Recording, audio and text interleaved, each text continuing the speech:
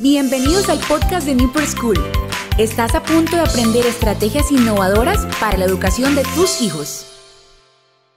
Bienvenidos a nuestro primer podcast de Newport School. Hoy presentamos Dime cómo aprenden los niños y te diré cómo serán. Para hablar de este tema tenemos invitada a Astrid Rueda. Ati es licenciada en Pedagogía Infantil, ha trabajado 14 años en el sector de la educación. Bienvenida, Ati. Hola, Cha, muchas gracias. Bueno, empecemos con este tema. Dime qué es eso de dime cómo aprenden y te diré cómo serán. Bueno, básicamente esa es la relación directa que hay entre las habilidades que desarrollan los niños en la escuela y cómo podrán esas habilidades ayudarlos para enfrentarse a la vida. ¿Pero qué es eso? O sea, explícanos un poquito como más desgranadito para que un papá pues pueda entender un poquito más este tema. Bueno, mira, la escuela es la principal responsable de darle a la sociedad lo que la sociedad necesita. Si hablamos de hace muchos años atrás, antes de la Revolución Industrial, lo que la sociedad necesitaba y la demanda laboral requería era personas que pudieran hacer trabajos de tipo operativo y repetitivo. Sin embargo, después esos trabajos fueron desplazados por máquinas. Hasta ese momento, la escuela había respondido de forma satisfactoria a las necesidades de la sociedad. Pues básicamente lo que buscaba la escuela tradicional era que la gente memorizara y repitiera. Al ser eliminado muchos de los trabajos humanos y reemplazados por máquinas, lo que empieza a requerir entonces la sociedad y también la demanda laboral son personas con habilidades diferentes. Sin embargo, la escuela no migró hacia dar respuesta a esa necesidad. En este momento estamos viviendo algo muy similar y también hay muchos trabajos que están siendo desplazados por la inteligencia artificial y por la tecnología. Por ejemplo, yo voy a un aeropuerto hoy y puedo hacer un check-in a través de una máquina en vez de enfrente de una persona. O se están usando robots y drones para cumplir trabajos como por ejemplo de fumigación. Eso entonces exige que la escuela empiece a desarrollar en los niños unas habilidades distintas a la memorización y repetición, porque claramente lo que quiere la sociedad en este momento es diferente. Eso te iba a preguntar, ya estamos hablando de habilidades, siempre últimamente escuchamos esas habilidades que se tienen que desarrollar en los niños. ¿Cuáles son esas habilidades que no tenían tanta relevancia en esas épocas anteriores y que ahora deben, digamos que estar promovidas en los colegios? Bueno, lo primero es enseñar a los niños a tener un buen concepto de sí mismos, entendiendo que el autoconcepto y la autoestima son el prerequisito para generar relaciones sociales saludables. Yo no puedo querer a alguien, respetar a alguien si yo no me quiero y me respeto a mí mismo. Y de ahí en adelante otras habilidades de orden social, como por ejemplo el ser participativo. Eso me implica que yo pueda flexibilizarme a trabajar en distintos entornos humanos, que sepa trabajar en equipo, que sepa ceder. También es importante, por ejemplo, que los niños sean críticos, que aprendan a ser reflexivos e investigativos. Eso es, como se dice coloquialmente, que no traguen entero y que no acepten que una persona tiene la verdad absoluta solo porque es el profesor, sino que se le permita, por el contrario, usar distintas fuentes de información para construir su conocimiento. También es muy importante enseñarlos a ser perseverantes y a ser resilientes, y hasta el momento la escuela ha fallado en eso. Es por eso que la tasa de suicidios adolescentes ha aumentado de forma tan abrupta durante estos años, porque cada vez tenemos jóvenes menos tolerantes a la frustración. Y por último, el hecho de que sean sensibles ante su entorno natural, entendiendo que lo que hacen con el agua, con la electricidad, con los recursos que tienen en su planeta afecta directamente su salud y su vida, y también sensibles hacia el otro, que sean empáticos, que aprendan a entender y a ponerse en los zapatos de la otra persona. Todas esas son habilidades que están hoy llamadas a ser desarrolladas en las aulas. Estás escuchando el podcast de Newport School, un espacio para aprender más de innovación en la educación.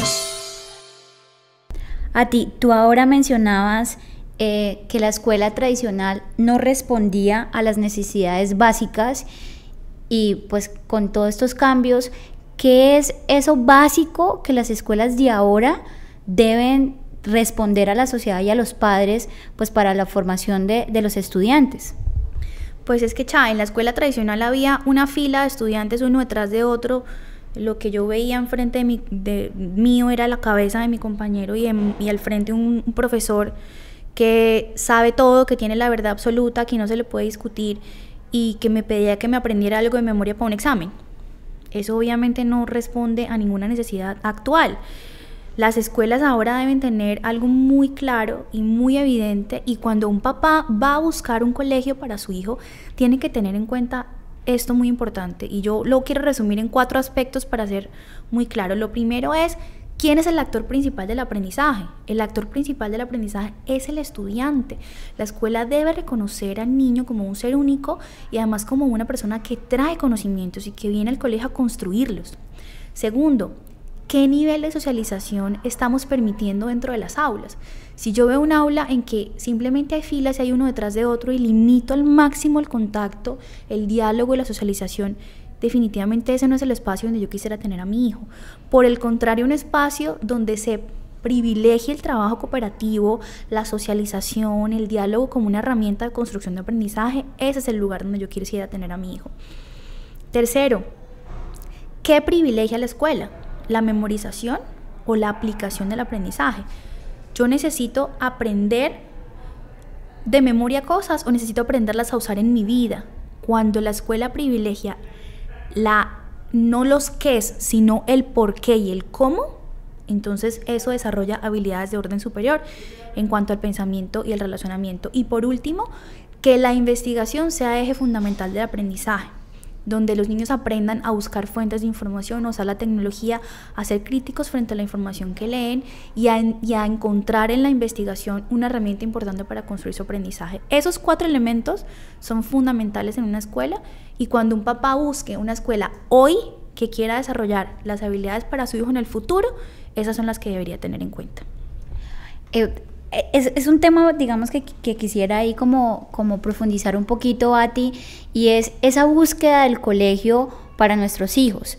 Digamos, cuando uno va a hacer un recorrido a las instalaciones de los colegios que nosotros usualmente vamos y visitamos, ¿qué es lo mínimo que uno como papá debe preguntar o el colegio debe mostrarle a uno como papá que de verdad sea significativo y que lo haga uno tomar una decisión de hacer un esfuerzo o de matricular a su hijo en el colegio, y no simplemente basándonos en el precio o en el rango de los precios a los que, digamos, a las necesidades de familiares?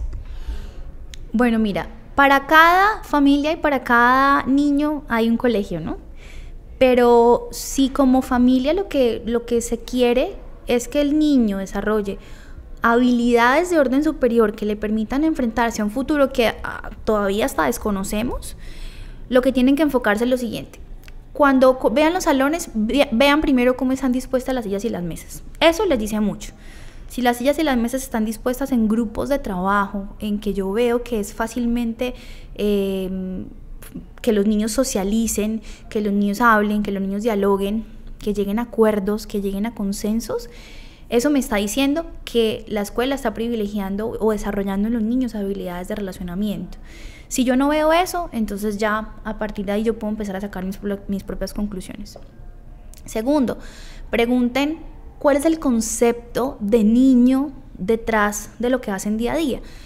Si yo identifico que el concepto de niño que tienen ellos es que es un ser único, un ser poderoso, un ser con habilidades, un ser capaz, un ser que construye su propio aprendizaje, entonces es el lugar donde quiero tener a mi hijo, porque sé que van a estar orientados a desarrollar en él habilidades de pensamiento y no memorización de contenidos. Si por el contrario, quien es el actor principal del aprendizaje, y por lo que leo en el discurso es que es el profesor, la máxima autoridad, entonces ahí yo ya de pronto entro a reevaluar ese tema. ¿Qué tanta oportunidad tienen los niños de estudiar por su cuenta, de investigar por su cuenta, de utilizar fuentes de información, de involucrar la tecnología dentro de sus procesos de aprendizaje? Eso también es fundamental. Y además de eso, ¿qué otras habilidades de relacionamiento queremos? Por ejemplo, el bilingüismo. Eso es un tema que ni siquiera es negociable. Es que ya los colegios tienen que ser bilingües porque están llamados los niños a enfrentarse a un mundo cada vez más globalizado. Ellos tienen acceso a la información del otro lado del mundo en cuestión de segundos. Entonces, entender en un idioma un poco más universal, que es el inglés, por ejemplo, y que el colegio en el que yo quiero poner a mi hijo tenga un desarrollo bilingüe adecuado, también es fundamental. Con esas cosas ya los papás podrían empezar a tener más o menos una idea de qué buscar cuando buscan un colegio para sus hijos. A ti, muchas gracias por acompañarnos en nuestro primer programa. Gracias a ti por invitarme. Esto fue todo por hoy. Nos escuchamos en una próxima oportunidad y no olviden suscribirse para seguir recibiendo nuestro contenido.